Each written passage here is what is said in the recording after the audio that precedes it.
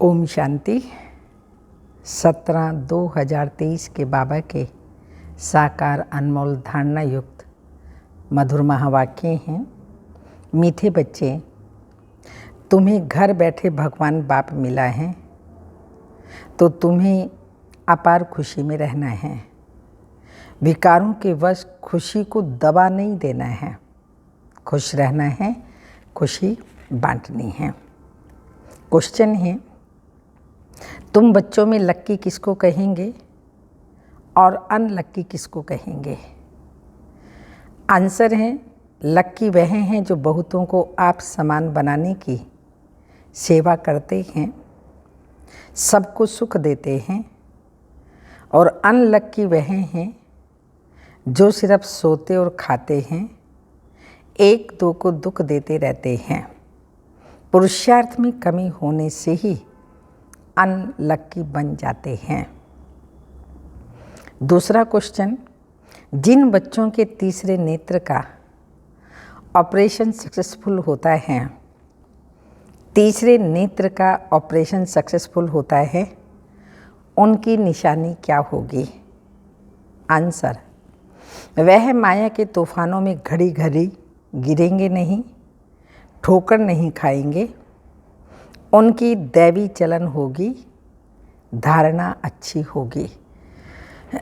गीत है, छोड़ भी दे आकाश सिंहासन, इस धरती पर आजा रे। ओम शांति। शिव भगवानु वाच्य व ऐसे भी कह सकते हैं, गीता के भगवान शिव भगवानु वाच्य। गीता का नाम लिया जाता है क्योंकि गीता को ही खंडन किया गया है। सारा मदार इस पर है कि गीता श्री कृष्ण साकार देवता ने नहीं गाई है, अर्थात श्री कृष्ण ने राजयोग नहीं सिखाया है। वह श्री कृष्ण द्वारा आदि सनातन देवी देवता धर्म की स्थापना नहीं हुई है। श्री कृष्ण को निराकार भगवान तो नहीं कह सकते, श्री कृष्ण का चित्र ही अलग है, निराकार रूप अलग है। वह है परम आत्मा, उनका कोई शरीर नहीं है। निराकार ज्योति बिंदु शिव बाबा का कोई अपना शरीर नहीं है। पुकारते ही हैं, हे भगवान रूप बदल कर आओ। वह कोई जानवर का रूप तो नहीं धरेगा, मनुष्यों ने तो जानवर का भी रूप दे दिया है। कच्छ मच्छ अवतार, ब्रहा अवतार आदि आदि, परंतु खुद कहते हैं मैंने यह रूप धरे ही नहीं। कच्छ मच्छ ब्रहा अवतार शिव बाबा खुद खुदा आकर के कहते हैं मैंने यह रूप धरे ही नहीं, मुझे तो नई सृष्टि रचनी है, श्री कृष्ण को सृष्टि नहीं रचनी है। ब्राह्मण कुल को रचने वाला ब्रह्मा और श्री कृष्ण में तो बहुत फर्क है। ब्रह्मा के मुख वंशावली ब्राह्मण रचे गए, श्री कृष्ण के मुख से देवताएं रचे गए। ऐसे तो कहाँ भी नहीं लिखा हुआ है। अभी तुम बच्चे जानते हो, दुनिया में ऐसा कोई नहीं जिसकी बुद्धि में यह हो कि निराकार परमात्मा साकार में आकर आत्माओं को ज्ञान देते हैं। ज्ञान लेने वाली भी आत्मा ही है तो देने वाली भी आत्मा ही है, पर जो ज्ञान देती है वह है परमात्मा। अब आधा कल्प से भिन्न भिन्न रूप से माता पिता गुरु गोसाई आदि सब देधारी एक दो को कुछ न कुछ मत देते आए हैं।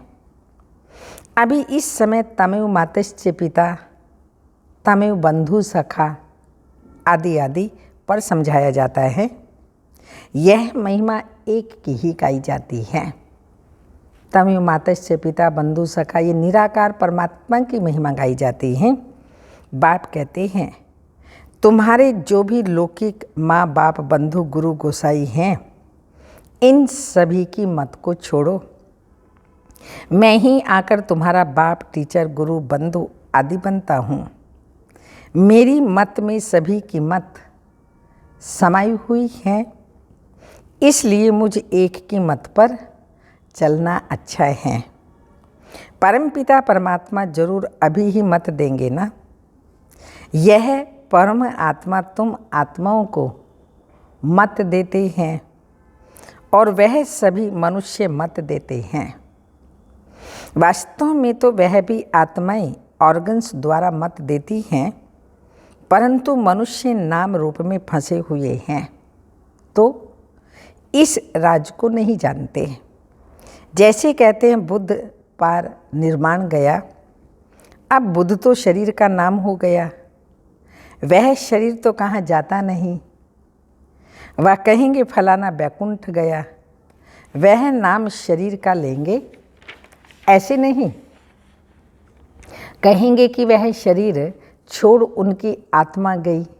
एक्चुअली तो आत्मा जाती है, शरीर तो 5 तत्वों का पुतला बना हुआ है, ये तो यहीं पर रह जाता है।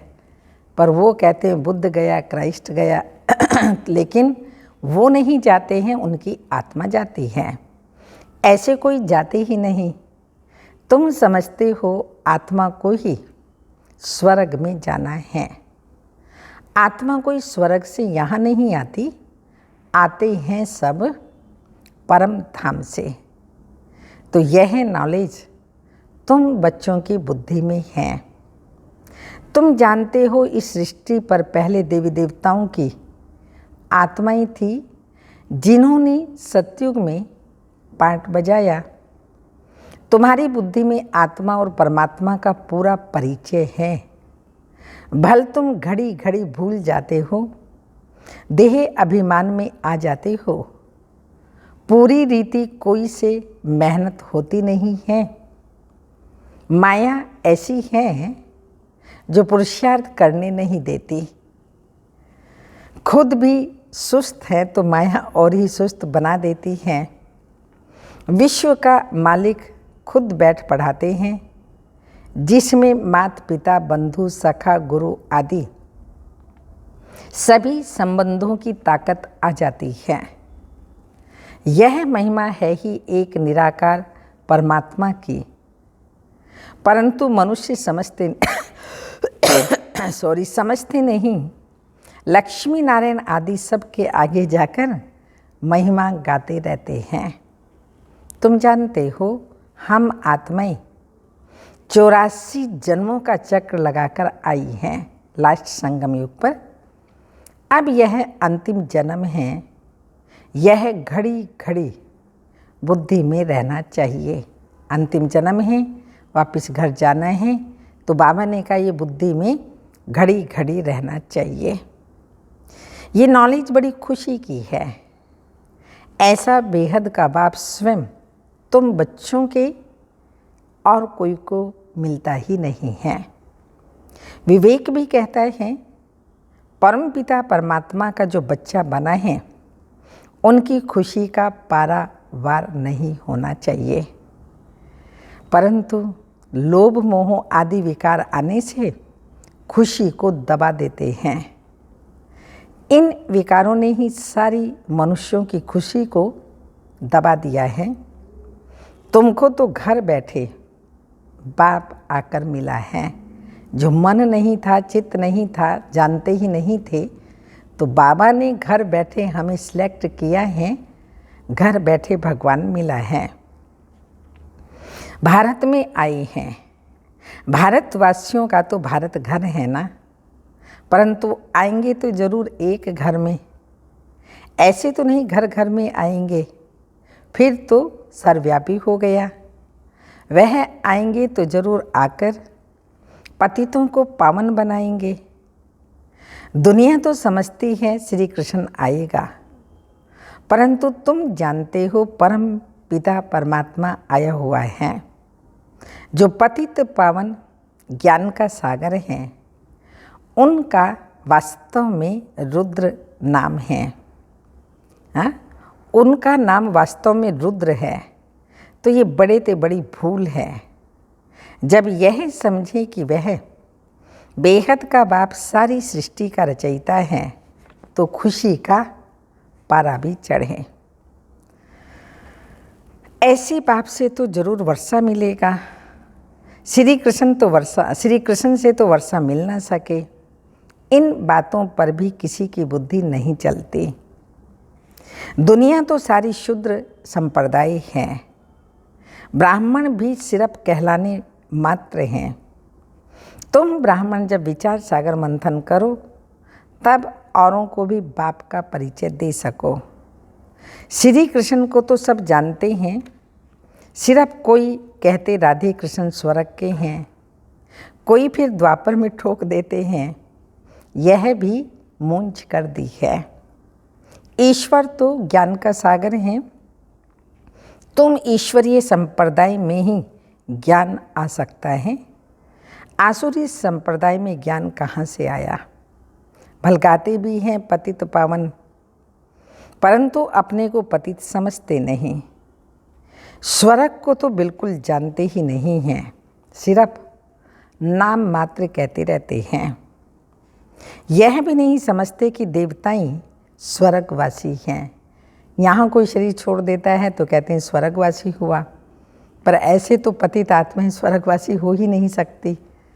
ये भी नहीं समझते हैं कि देवी देवताएं ही सिर्फ स्वर्गवासी होते हैं। तुम जब समझाते हैं तब आंखें खुलती हैं। माया ने आंखें ही बंद कर दी हैं। प्राचीन भारत स्वर्ग था, लक्ष्मी नारायण का राज्य था। यह भी नहीं जानते, हम भी नहीं मानते थे। यह तो समझ सकते हैं कि अन्य धर्म तो बाद में आए। देवताओं के समय यह धर्म नहीं थे, तो जरूर वहाँ सुख ही सुख होगा। एक धर्म था तो एकता में सुख ही सुख होगा। तो बाप बच्चों को रचते ही हैं सुख के लिए। ऐसे नहीं, सुख दुख दोनों देते हैं। लौकिक बाप भी बच्चा मांगता है तो उनको धन संपत्ति देने के लिए, ना कि दुख देने के लिए। यह तो अभी हम समझाते हैं कि द्वापर से लेकर लौकिक बाप भी दुख ही देते आए हैं। सत्युग त्रेता में तो दुख नहीं होता। यहाँ माँ बाप प्यार तो बहुत करते हैं, परंतु उनको फिर काम कटारी के नीचे डाल देते हैं, तो दुख प्रारंभ हो जाता है। सत्युग में तो ऐसा नहीं होता, वहाँ तो दुख की बात ही नहीं है। यह बाप बैठ समझाते हैं। तुम्हारे में भी नंबर वार समझते हैं। तुम्हारा यह ज्ञान योग से ऑपरेशन हो रहा है, परंतु कोई का सक्सेसफुल होता है, कोई का नहीं होता है। जैसे आँखों का ऑपरेशन कराते हैं तो कोई का ठीक हो जाता है, कोई में थोड़ी खराबी रह जाती हैं, कोई की आंखें बिल्कुल खराब हो जाती हैं। तुमको भी अभी ज्ञान का तीसरा नेत्र मिल रहा है, तो बुद्धि रूपी नेत्र खुल जाता है, तो अच्छा पुरुषार्थ करने लग पड़ते हैं। कोई का पूरा नहीं खुलता, धारणा नहीं होती, दैवी चलन भी नहीं होती। माया के तूफान में घड़ी घड़ी गिरते रहते हैं। एक तरफ है 21 जन्मों का सुख देने वाला उस्ताद, और दूसरे तरफ है दुख देने वाला रावण। उसे भी उस्ताद कहेंगे। बाप कहते हैं, मैं तो कोई को दुख नहीं देता हूँ, मैं तो सुख देने वाला नामी ग्रामी हूँ। सत्युग त्रेता में सब सुखी हैं, सुख देने वाला और है। यह भी किसी को पता नहीं है कि रावण राज्य कब आरंभ होता है। आधा कल्प राम राज्य, आधा कल्प रावण राज्य।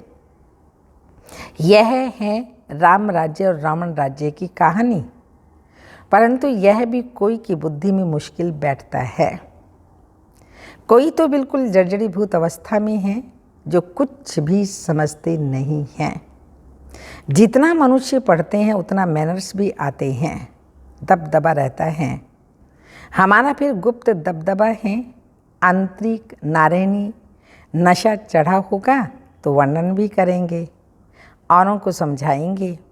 ये पढ़ाई तो राजाओं का राजा बनाने वाली है। कांग्रेसी लोग तो राजाओं का नाम सुनकर गर्म हो जाते हैं, क्योंकि पिछाड़ी के राजा एसी बन गए थे, ऐश आराम करते थे, वो बन गए थे।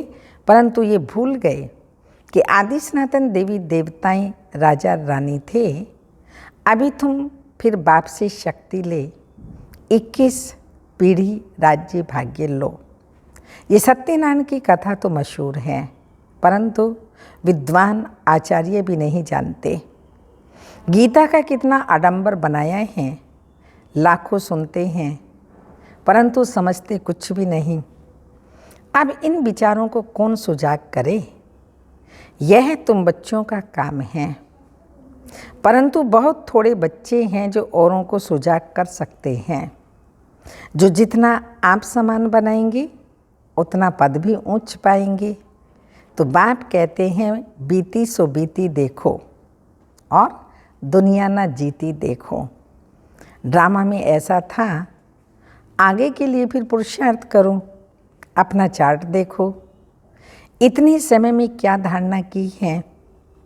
कोई 25-30 वर्ष के हैं, कोई 1 मास के, कोई 7 रोज के बच्चे हैं, परंतु 15-20 वर्ष वालों से गैलिप कर रहे हैं। वंडर है ना? या तो कहेंगे माया प्रबल है, या तो ड्रामा पर रखेंगे, परंतु ड्रामा पर रखने से पुरुषार्थ ठंडा हो जाता है। समझते हैं हमारे भाग्य में नहीं है। तुम सब लकी स्टार्स हो, तुम्हारी भेंट ऊपर के स्टार से की जाती है। तुम सृष्टि के सितारे हो, वह तो सिर्फ रोशनी देते हैं। तुम तो मनुष्यों को जगाने की सेवा करते हो, दुखियों को सुखी बनाते हो। मनुष्य इन सितारों को नक्षत्र देवता कहते हैं। सच्चे देवता तो तुम हो। उन सितारों को देवता कहते हैं क्योंकि वह ऊपर में रहते हैं, परंतु देवताएं कोई ऊपर नहीं रहते, रहते तो इस सृष्टि पर ही हैं, परंतु मनुष्यों से ऊंच हैं जरूर। सबको सुख देते हैं। जो 1-2 को दुख देते हैं उनको थोड़ी लक्की स्टार्स कहेंगे। लक्की अनलक्की इस समय हैं। जो बाप समान बनाते हैं उन्हें लक्की कहेंगे। जो सिर्फ सोते और खाते उनको अनलक्की कहेंगे। स्कूल में भी ऐसे होते हैं। यह भी पढ़ाई है, बुद्धि से काम लेना पड़ता है। राधे कृष्ण को 16 कला लक्की कहेंगे। राम सीता को 2 कला कम हो गए ना। सबसे नंबर 1 लक्की लक्ष्मी नारायण हैं। वह भी इस पढ़ाई से ऐसा बने हैं। पुरुषार्थ में कमी करने से अनलक्की बन पड़ते हैं। तुमको तो बाप खुद कहते हैं स्टूडेंट ही, हाँ तुम स्टूडेंट ही गोप गोपियाँ हो। वास्तव में ये अक्षर सतयुग से निकला है। वहाँ प्रिंस प्रिंसेस खेल-पाल करते हैं तो प्रिय नाम गोप गोपियाँ रखा है। श्री कृष्ण के साथ दिखाते हैं, बड़े हो जाते हैं तो गोप गोपियाँ नहीं कहा जाता। होंगे तो सभी प्रिंस ना, कोई दास दासियाँ व बाहर के गामड़े के लोगों से तो नहीं खेलेंगे। महल में बाहर वाले तो आ न सके। श्री कृष्ण बाहर जमुना आदि पर नहीं जाते हैं, अपने महल में ही अंदर खेलते हैं।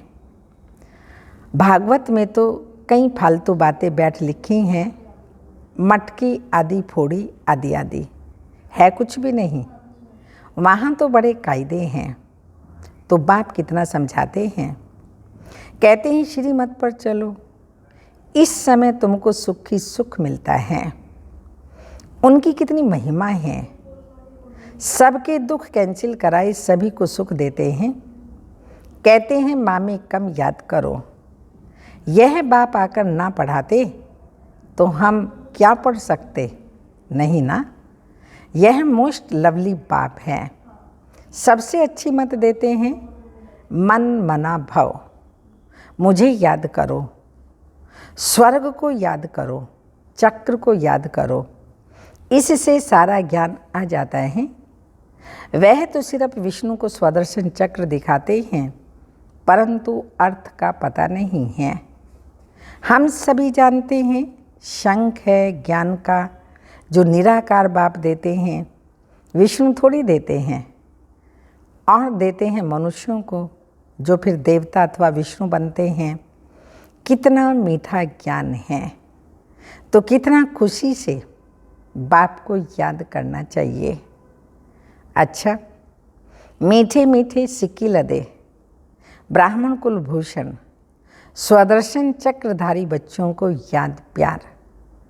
परंतु बच्चे स्वदर्शन चक्र चलाते बहुत थोड़ा हैं, कोई तो बिल्कुल नहीं फिराते। बाप तो रोज कहते हैं स्वदर्शन चक्रधारी बच्चे। यह भी आशीर्वाद मिलती है बाबा की बच्चों से, स्वदर्शन चक्रधारी भव आशीर्वाद मिलती है। अच्छा, मीठे मीठे रूहानी बच्चों को रूहानी बाप की नमस्ते। हम रूहानी बच्चों की, रूहानी माता पिता बाप दादा की याद प्यार। Good morning, diamond morning. रूहानी बाप की रूहानी बच्चों को नमस्ते। रूहानी बच्चों की रूहानी माता पिता बाप दादा को नमस्ते। धारणा के लिए मुख्य सार हैं, एक बाप की मत में बाप, टीचर, गुरु, बंधु आदि की सब मतें समाई हुई हैं, इसलिए उनकी मत पर ही चलना है, मनुष्य मत पर नहीं। सेकंड पॉइंट, बीती को बीती कर पुरुषार्थ में गैलप करना है। ड्रामा कहकर ठंडा नहीं होना है, आप समान बनाने की सेवा करनी है। वरदान, शांति की शक्ति द्वारा सर्व को आकर्षित करने वाले मास्टर शांति देवा भव। जैसे वाणी द्वारा सेवा करने का तरीका आ गया है, ऐसे अब शांति का तीर चलाओ। इस शांति की शक्ति द्वारा रेत में भी हरियाली कर सकते हो। कितना भी कड़ा पहाड़ हो, उसमें भी पानी निकाल सकते हो। इस शांति की महान शक्ति को संकल्प, बोल और कर्म में प्रैक्टिकल लाओ, तो मास्टर शांति देवा बन जाएंगे। फिर शांति की किरणें विश्व की सर्व आत्माओं को शांति के अनुभूति की तरफ आकर्षित करेगी और आप शांति के चुंबक बन जाएंगे। स्लोगन, आत्म अभिमानी स्थिति का व्रत धारण कर लो तो वृत्तियाँ परिवर्तन हो जाएंगी। आत्म अभिमानी स्थिति का व्रत धारण कर लो तो वृत्तियाँ परिवर्तन हो जाएंगी। अव्यक्त इशारा आप सबका पहला व्रत प्रतिज्ञा है कि मन, वाणी और कर्म में पवित्र रहेंगे, एक बाप दूसरा न कोई।